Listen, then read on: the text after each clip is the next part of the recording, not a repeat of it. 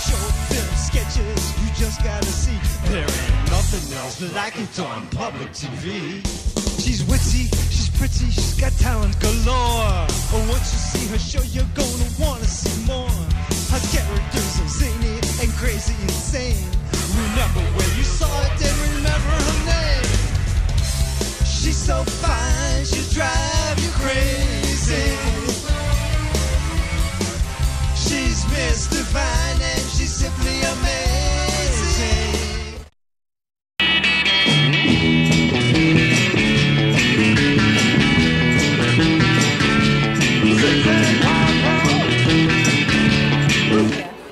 Hey everybody, it's the Zigzag Wonder. Excuse me guys, what do you guys do when you meet people that you don't like? Like, for those looking for a job, you know, right. say you go to the corporate world and, you know, you're trying to get a job and you walk in, you know, into these buildings.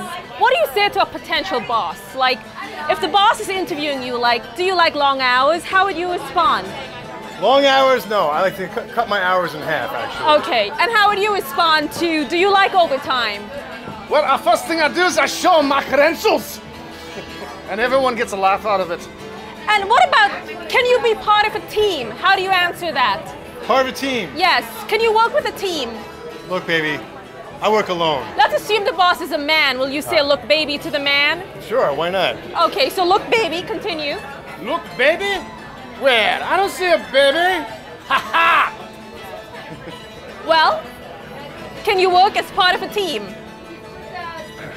Look, baby, I'm out of beer. I work alone, and that's all I do, all right? And what would you do if someone, no, it's all right, you can pass. He's not going to kill you. What would you do if he gets on your bad side? How would you shake his hand? How would I shake? Yeah, a handshake is very important. Left. But listen, if you get on my bad side, I'll show you my boomstick. Can we see that? No, unfortunately, you can't see that. Can I try a handshake? Of course. All right, a handshake. And a handshake here. There you go. All right. So those of you. Only pull it. So what is your tip, your final tip to the world out there on how to impress the boss? How to impress the boss? Very easy. You look him straight in the eye and you say, "Listen up, you primitive screwheads. I'm the boss. You're not the boss. I'm the boss. I'm the boss." Great. So this is the Zigzag Wanderer once again giving all of you job tips and how to remain employed and be a good citizen of society.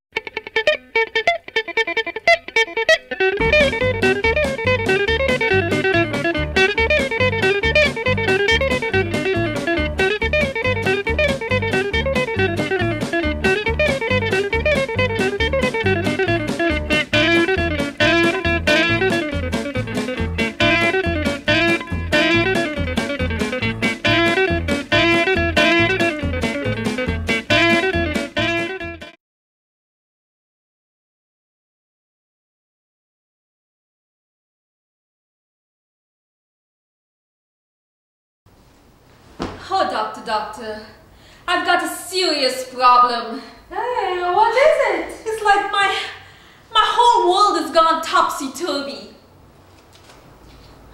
Oh, it's just so complicated right now. I don't even know how to explain it. You see, it all started a few days ago when I was just trying to take a nap. I was just relaxing and having a very nice nap moment. You know, the kind of nap where I don't have to dream about getting up and having to go to work. I was just enjoying pure, blissful sleep. When suddenly, the phone rang. At first, I began to wonder, maybe it's just Con Ed calling. Maybe it's just the electric company calling. Maybe it's just the gas company calling. Because sometimes these telemarketers, they like to call you all the time. But then it started to sound like an emergency. And I knew I had to answer the phone. So I said, hello? Hello?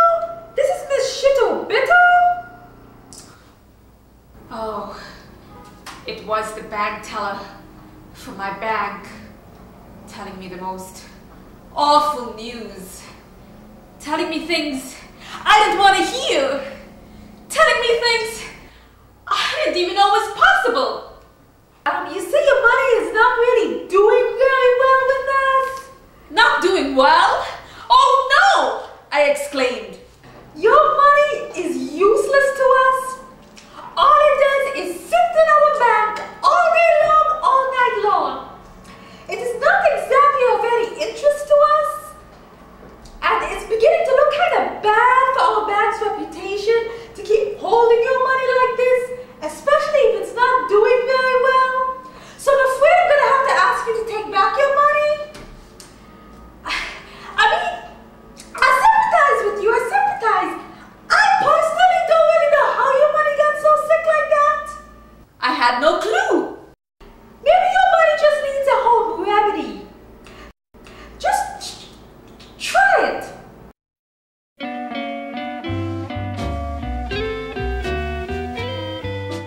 I had to go to the bank and bring home all my money. Oh, doctor, I was in total despair. I could not figure out why my money was not feeling well. But then, I thought, maybe it was coming down with a fever. And I needed to bring its temperature down. I should put it in the freezer. That will bring the temperature down. That always brings the temperature down.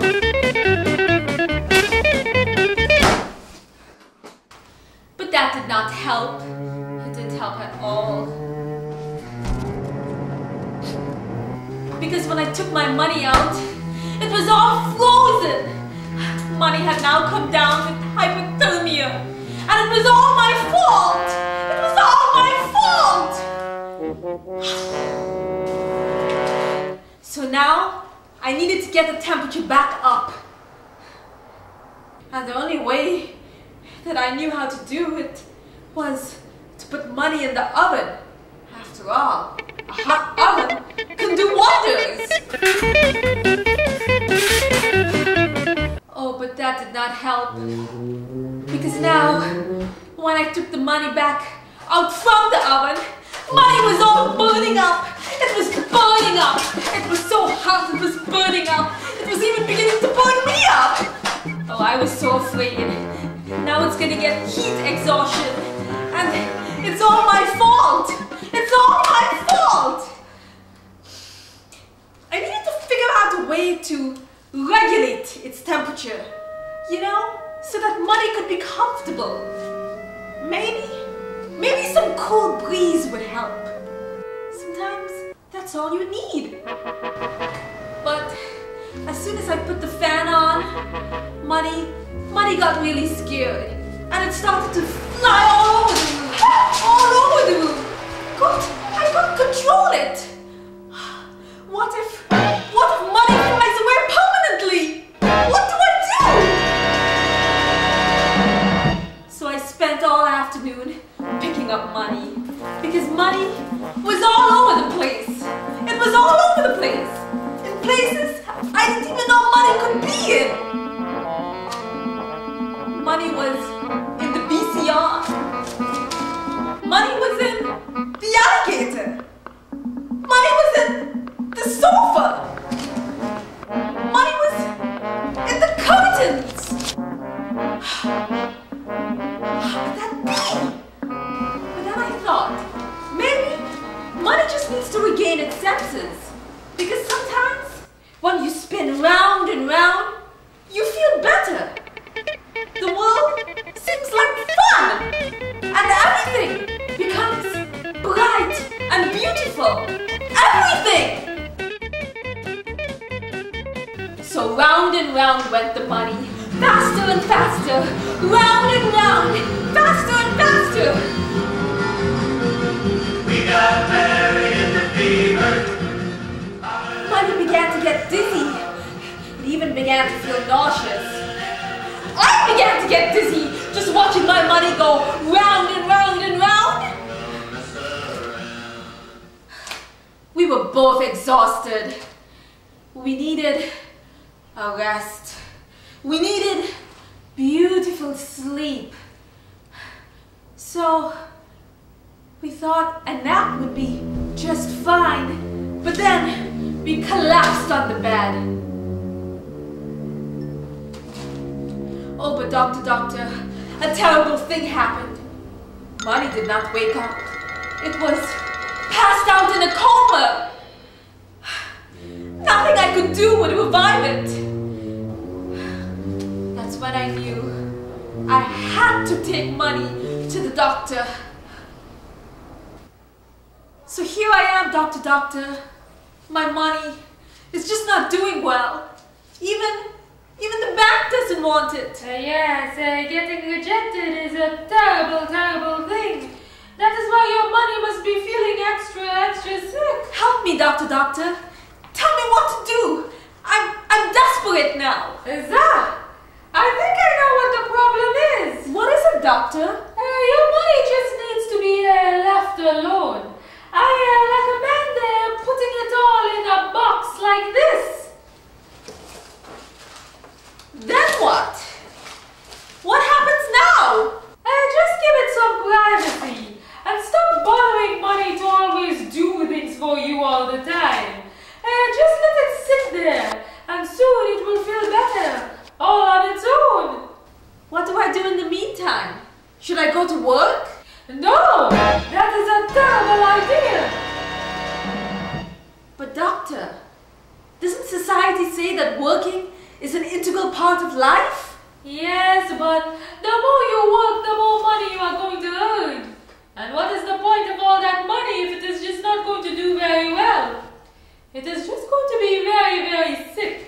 And you are still going to have to put all of it inside a box and wait for it to get better. That's so true, doctor. Yes, work is a very, very bad thing. It must be avoided at all costs. Oh, doctor, how do you know so much? That? I am a doctor. I know everything.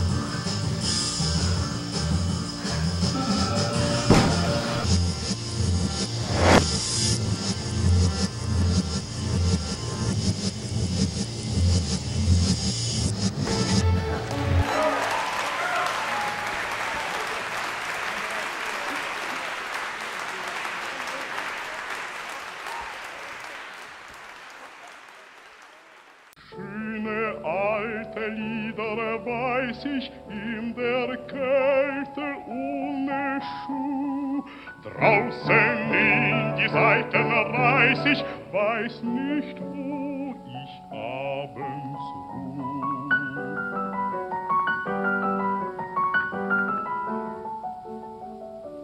Manche Schöne macht wohl Augen, meinet, ich gefiel ihr sehr, wenn ich nur was wollte taugen, so ein armer Rum nicht wär. Dear Diary, the procedure of mourning does not necessarily take place at a funeral. See, my darling diary, death is a funny thing. It has the ability to disguise itself as life. Let me start from the beginning, so you can understand what I am talking about. They say it takes extraordinary patience to hear the ramblings of a raving lunatic. It was a cold, dreary night, and I heard a knocking on my door. Who could be knocking at such an odd hour? I opened the door only to see an oddly shaped insect before me. It looked like some sort of centipede with a crooked back. "Do you not know me?" it asked. "Know you? Why should I?" I growled. "Well, believe it or not, we are connected in the most unusual way. We both share the same womb. We are bound by blood," the centipede triumphantly declared. Anastasia was not sure what to believe, but if there was one grain of truth to what this centipede said, then that would mean that my unique genes are actually shared by another. "Would you like to play a game of chess?" asked the centipede. "I'm afraid I don't know how to," I replied. "I'll teach you," said the centipede. And so the centipede taught I, Anastasia, this classic game, and we would often play on dark, dreary nights lit by candlelights. Soon I began to look up to the centipede, for it became a teacher to me. Not a teacher of subjects one learns in school, but a teacher of life. And so each day for many, many years, the centipede would allocate at least an hour to teach this very important lesson of life. I would always look forward to my lessons, and like a hungry student eager for knowledge, I would absorb every grain of information into my veins. Soon this knowledge began to make me feel very strong, almost godlike. In fact, I would often pity the mere mortals around me, for they were never exposed to the great education that the wise centipede so graciously provided me with.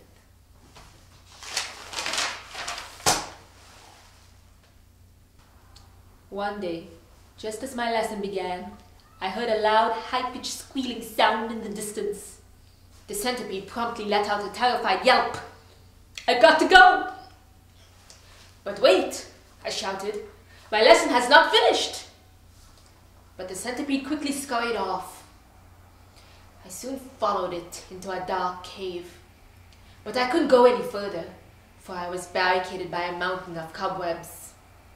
The shrieking got louder and louder. The sound was so intensely excruciating that I felt my eardrums were going to explode. Then suddenly before me stood the most hideous, ugliest creature I had ever seen. It was a giant hairy spider. This was the Black Widow. "Get out!" shouted the spider, as its giant eyes bulged with perfect hatred against me. "No one wants to see a freak like you!" it bellowed. "I don't mean you any harm, you ugly spider. I came for the centipede," I calmly answered. "Centipede cannot be with you!" shouted the spider. "Can't you see? It's busy. It's all tied up." And sure enough, when I looked over, the centipede was tied up by a barrage of cobwebs. "I am attached now," whimpered the centipede. "Go away, Anastasia." The next day I still eagerly went for my lesson, but to my disappointment, the centipede was an hour late. "What's that white thing around your neck?" I asked. "What are you talking about?" snapped the centipede. "There is nothing around my neck. Let the lessons begin." Just as the lesson began, I could see the white cobwebs around its neck tighten. "Lesson is over, time is up," grunted the centipede. "But it's only 4 minutes. How can you give such a short lesson? The intricacies of life cannot be explained in such a short period of time," I implored. "Oh, but things are different now. I am now attached to this spider, and I've got to go back to the cave," answered the centipede. "But why?" I asked. "It's this thing called love," replied the centipede. The cobwebs tightened even more, and the centipede was pulled into the dark, followed by a trail of white threads. The next day, the centipede showed up for my lesson, looking more haggard in appearance. It was also missing some legs. "What happened?" I asked. "Oh, the black widow was hungry and I had to feed her," answered the centipede as it pathetically limped towards me. "But couldn't you feed it something else?" I asked. "No, it needed to eat my legs," the centipede answered in a very defensive tone. "But you need your legs for walking. Why give those useful limbs up so easily?" I asked. "You don't understand, Anastasia. The ugly beast needs me. It's this thing called love," said the centipede in a very impatient, angry tone. "But this does not make any sense to me," I said. "Anastasia, you don't know what love is because you have never had love," it replied. "Well, you are right, centipede. I have never given my legs for someone else to eat. If that's what love is, I hope I never get it," I answered. "Listen to me, Anastasia. Before this beast, I was rotting from the inside. So now, it makes no difference, for instead of rotting from the inside, I am now rotting from the outside. This was bound to happen. This is my fate," said the centipede as it slithered into the darkness. The centipede's response struck a deep chord within me. And as months passed, the centipede would often miss its lessons or show up very late. And while I realized that the quality of my lessons had greatly decreased, I hoped that it was just a temporary phase. But I soon realized that this was not the case. Within 1 minute of the lesson, the noose around its neck almost always would tighten, followed by an excruciating high-pitched squeal. After 3 minutes, it was soon yanked off, and its limp body was dragged through the mud as it headed towards the cave of cobwebs where the spider lived. This pattern was most disturbing to me. I soon found my lessons to be completely worthless. It was just too short. Life cannot be explained in 2 minutes. The centipede also began to undergo a very strange metamorphosis. Each time the centipede showed up, it was missing various body parts.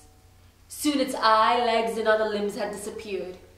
And since its legs were all missing, it would slither around sluggishly like an earthworm, completely oblivious of the huge red marks around its neck. It was shocking to see the centipede in such a docile state, and depressing to witness the cobwebs around its neck dictate its life. Also, the centipede became increasingly dull. Even the 1-minute lesson was painfully boring. Honestly, my darling diary, I have more fun talking to the walls in my cave, because as you know, they do have some interesting things to say. I also realized that not everyone wants to be free. Many are content being imprisoned. Living in a docile state is an acceptable way of living for many. And so it soon came to pass. I decided not to bother with the centipede and stopped even attempting to attend its 1-minute lessons. And as time went on, I soon forgot about the centipede, for it was no longer a significant part of my life.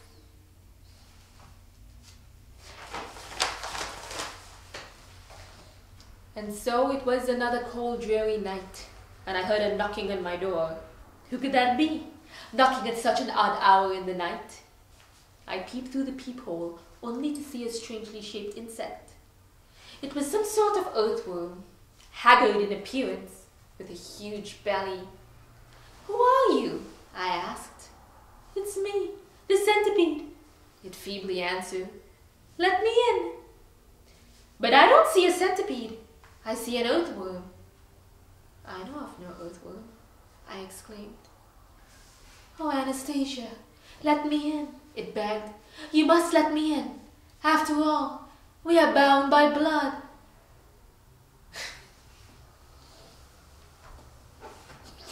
Bound by blood, I laughed. How could I be bound to such an ugly earthworm?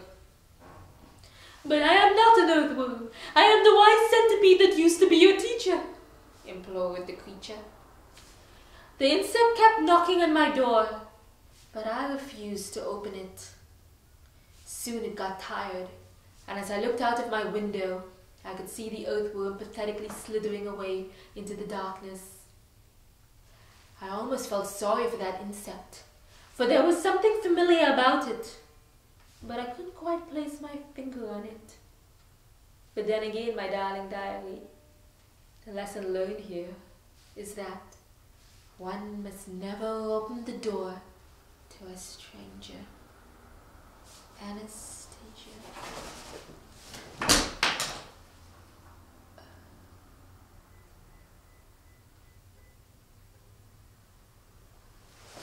Manche Schöne macht wohl Augen, meinet, ich gefiel ihr sehr, wenn ich nur was wollte taugen, so ein armer Lump nicht wär.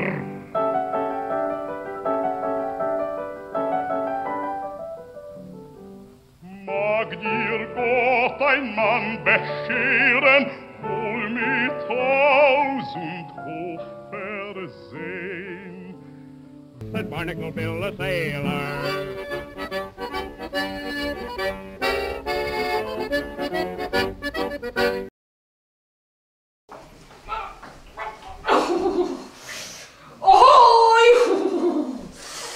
Well, here I am on land again, said Barnacle Bill the sailor.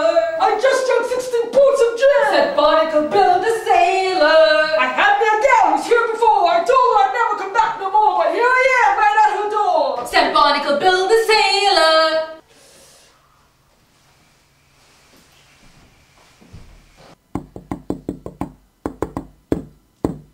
Who's that knocking at my door?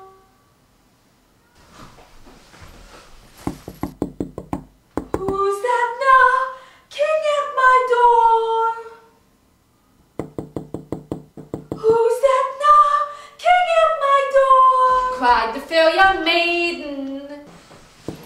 Mr. Weird Man is back again. It's only me from over the sea, said Barnacle Bill the sailor. I just came back from Portuguese aboard the pretty swimmer. I whooped them ducks in a tin saloon. I knocked them cold with the brass platoon. I wrecked the place like a bloody typhoon, said Barnacle Bill the sailor. I'll come down and let you in. I'll come down and let you in. I'll come down and let you in, cried the fair young maiden. Well, heave-ho in a hurry! Ooh, heave-ho in a hurry! Ooh!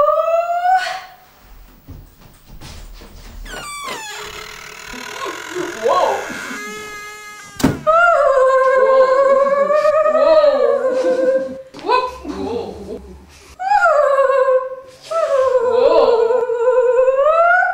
Oh, Bill, you whisker, scratch my chin.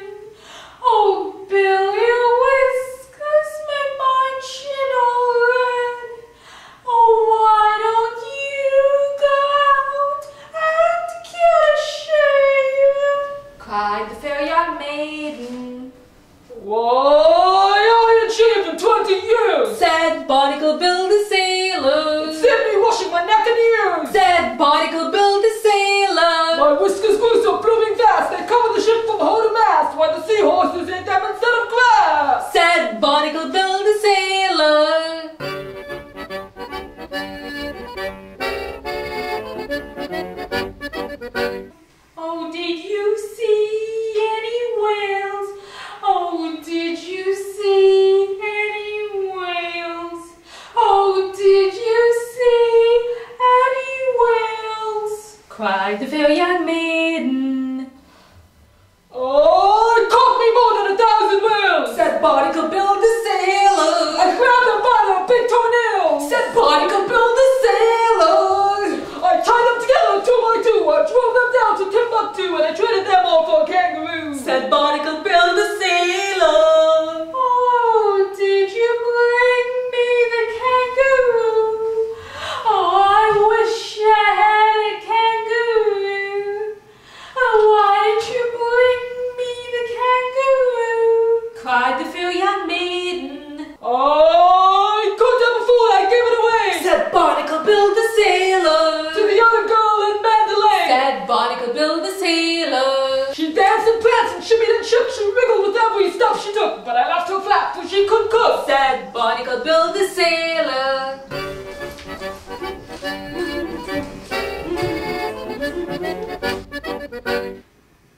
I don't fancy you no more, 'cause you didn't bring me a kangaroo. I really wanted a kangaroo. Oh, I would love to have a kangaroo, cried the fair young maiden. Oh, come on!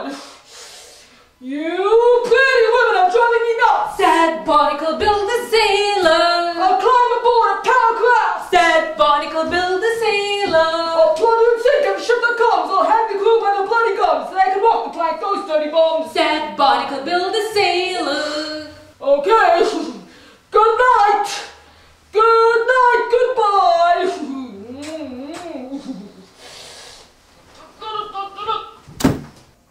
I think I want an elephant, a nice big fat pink elephant. Oh, how nice it can be if I could have an elephant, cried the fair young maiden.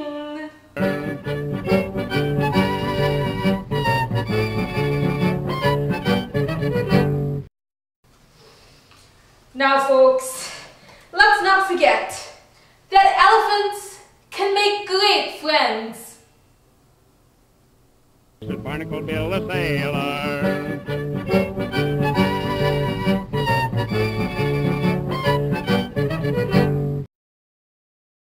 One of a kind, one of a kind.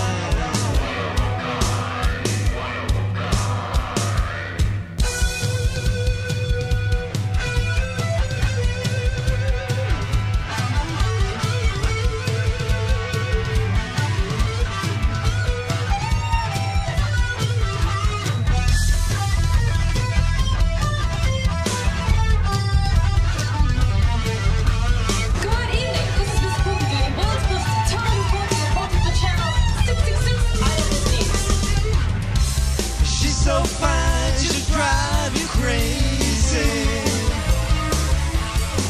She's Miss Divine and she's simply amazing. Miss Divine, she's out of her mind. A genius way ahead of her time. The more you watch, the more you will find. She is one of a kind.